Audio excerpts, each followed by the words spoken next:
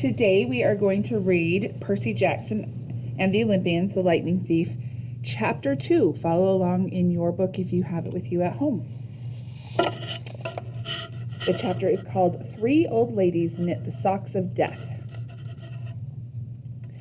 I was used to the occasional weird experience, but usually they were over quickly. This 24/7 hallucination was more than I could handle. For the rest of the school year, the entire campus seemed to be playing some kind of trick on me. The students acted as if they were completely and totally convinced that Mrs. Kerr, a perky blonde woman whom I'd never seen in my life until she got on our bus at the end of the field trip, had been our pre-algebra teacher since Christmas. Every so often I would spring a Mrs. Dodds reference on somebody just to see if I could trip them up, but they would stare at me like I was a psycho. It got so I almost believed them. Mrs. Dodds had never existed. Almost. But Grover couldn't fool me. When I mentioned the name Dodds to him, he would hesitate, then claim she didn't exist. But I knew he was lying. Something was going on. Something had happened at the museum. I didn't have much time to think about it during the days, but at night, visions of Mrs. Dodd with talons and leathery wings would wake me up in a cold sweat. The freak weather continued, which didn't help my mood. One night, a thunderstorm blew out the windows in my dorm room. A few days later, the biggest tornado ever spotted in the Hudson Valley touched down only 50 miles from Yancey Academy. One of the current events we studied in social studies class was the unusual number of small planes that had gone down in sudden squalls in the Atlantic that year. I started feeling cranky and irritable most of the time. My grades slipped from D's to F's. I got into more fights with Nancy Bubblefit and her friends. I was sent out into the hallway in almost every class. Finally, when our English teacher, Mr. Nickel, asked me for the millionth time why I was too lazy to study for spelling tests, I snapped.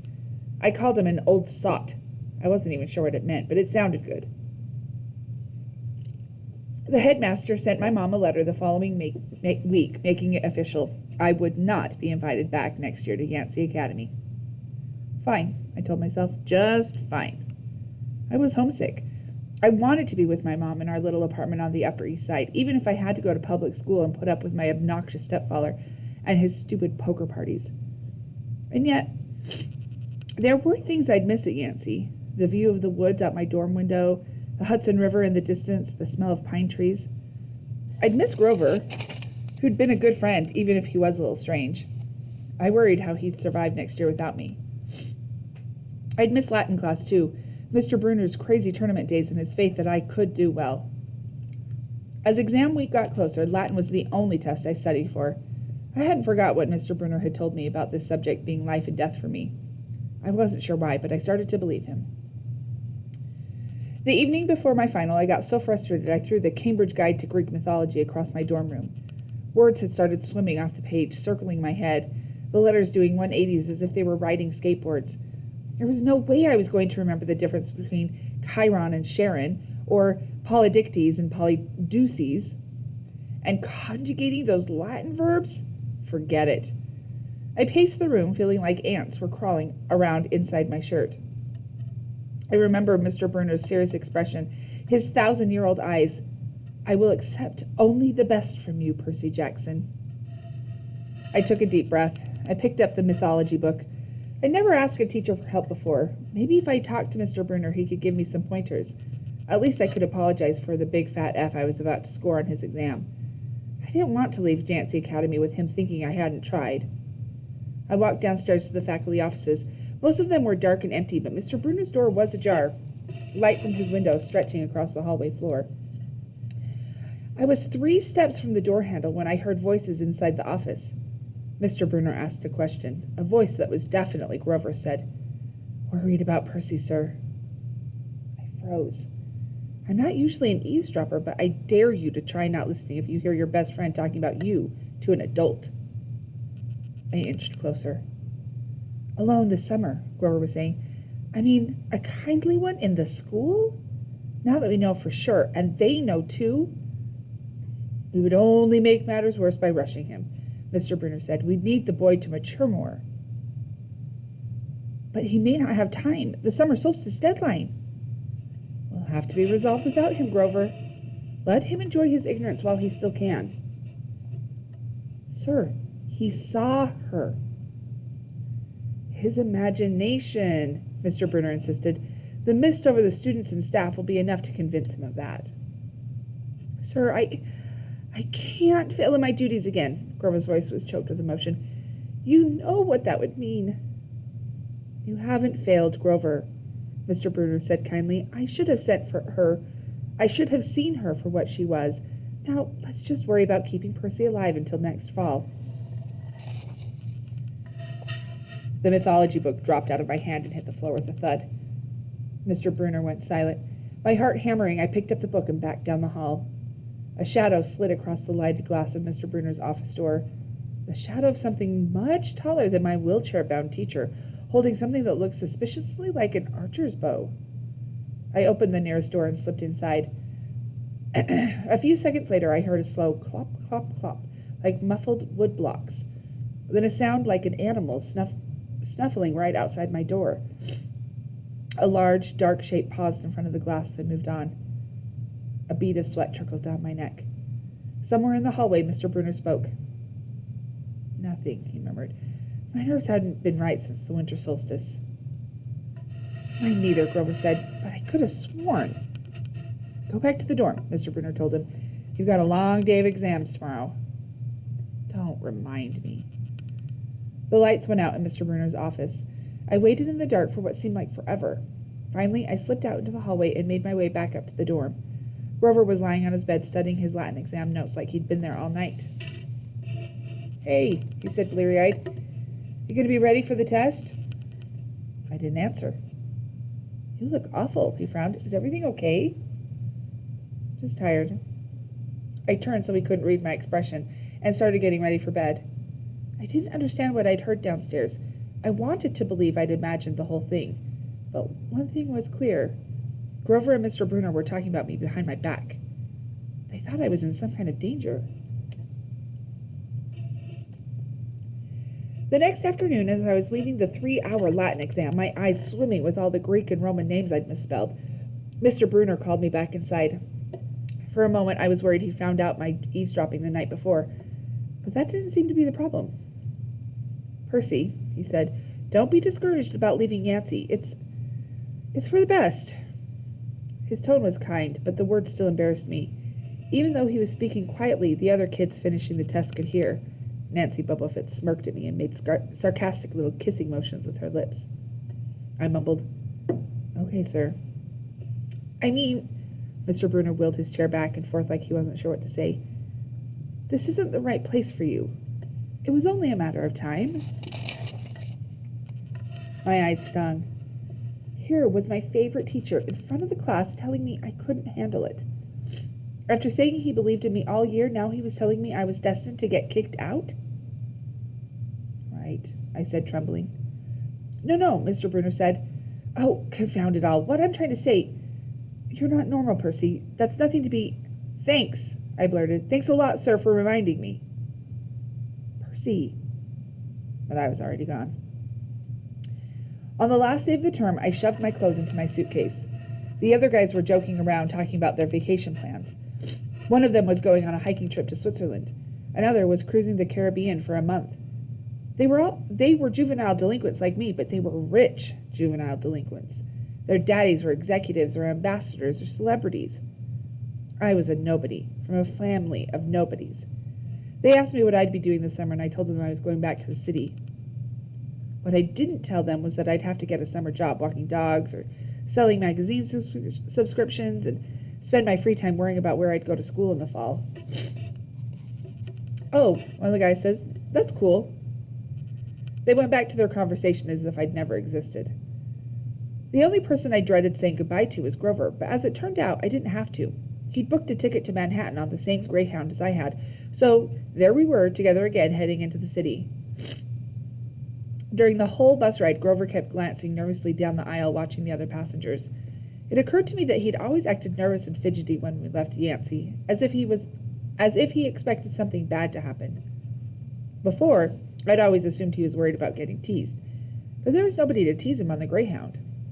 Finally, I couldn't stand it anymore. I said, "Looking for kindly ones?" Grover nearly jumped out of his seat. What? What do you mean? I confessed about eavesdropping on him and Mr. Bruner the night before the exam. Grover's eye twitched. How much did you hear? Oh, not much. What's the summer solstice deadline? He winced. Look, Percy, I was just worried for you. I mean, hallucinating about demon math teachers. Grover. And I was telling Mr. Bruner that maybe you were overstressed or something because there was no such person as Mrs. Dodds. And Grover, you're a really, really bad liar. His ears turned pink. From his shirt pocket, he fished out a grubby business card. Just take this, okay, in case you need me this summer. The card was in fancy script, which was murder on my dyslexic eyes, but I finally made out something like Grover Underwood, Keeper, Half-Blood Hill, Long Island, New York, 800-009-0009. What's half... Don't say it out loud, he yelped. That's my, summer address. My heart sank. Grover had a summer house. I'd never considered that his family might be as rich as the others at Yancey.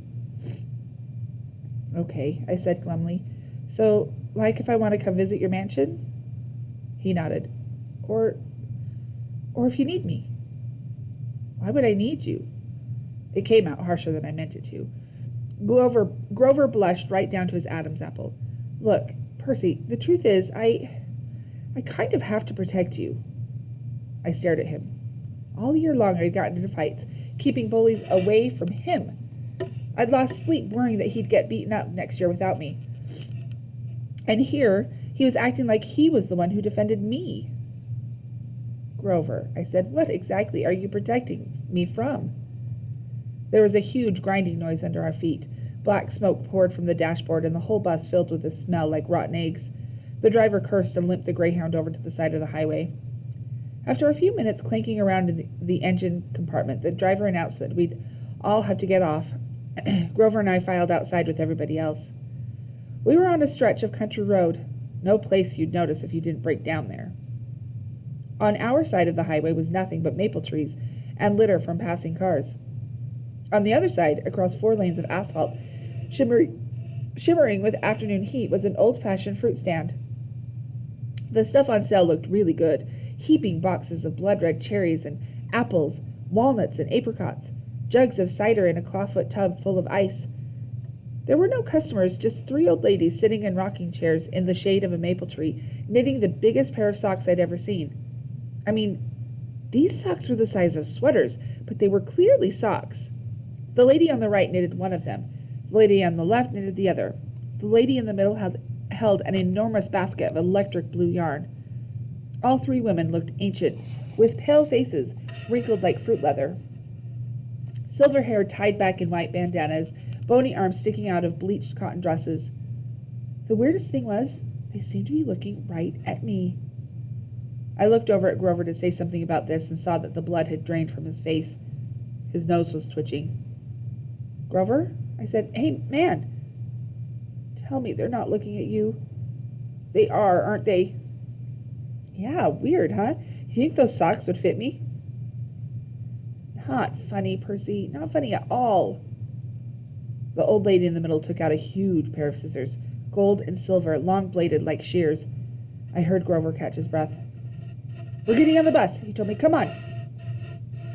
What? I said, it's 1,000 degrees in there. Come on. He pried open the door and climbed inside, but I stayed back. Across the road, the old ladies were still watching me. The middle one cut the yarn, and I swear I could hear that snip across 4 lanes of traffic. Her 2 friends balled up the electric blue socks, leaving me wondering who they could possibly be for. Sasquatch or Godzilla? At the rear of the bus, the driver wrenched a big chunk of smoking metal out of the engine compartment. The bus shuddered, and the engine roared back to life. The passengers cheered. Darn right, yelled the driver. He slapped the bus with his hat. Everybody back on board. Once we got going, I started feeling feverish, as if I caught the flu. Grover didn't look much better. He was shivering and his teeth were chattering. Grover? Yeah? What are you not telling me? He dabbed his forehead with his shirt sleeve.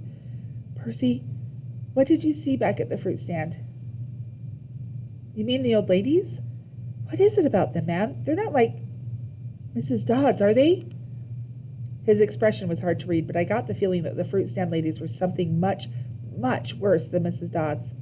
He said, "Just tell me what you saw." "The middle one took out her scissors and she cut the yarn." He closed his eyes. He closed his eyes and made a gesture with his fingers that might have been crossing himself, but it wasn't.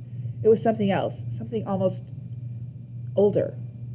He said, "You saw her snip the cord?" "Yeah, so?" But even as I said it, I knew it was a big deal. "This is not happening," Grover mumbled. He started chewing at his thumbs. "I don't want this to be like the last time." "What last time?" "Always sixth grade. They never get past sixth. "Grover," I said, because he was really starting to scare me. "What are you talking about?" "Let me walk you home from the bus station. Promise me." This seemed like a strange request to me, but I promised he could. "Is this like a superstition or something?" I asked. No answer. "Grover, that snipping of the yarn, does that mean somebody is going to die?" He looked at me mournfully, like he was already picking the kind of flowers I'd like best on my coffin.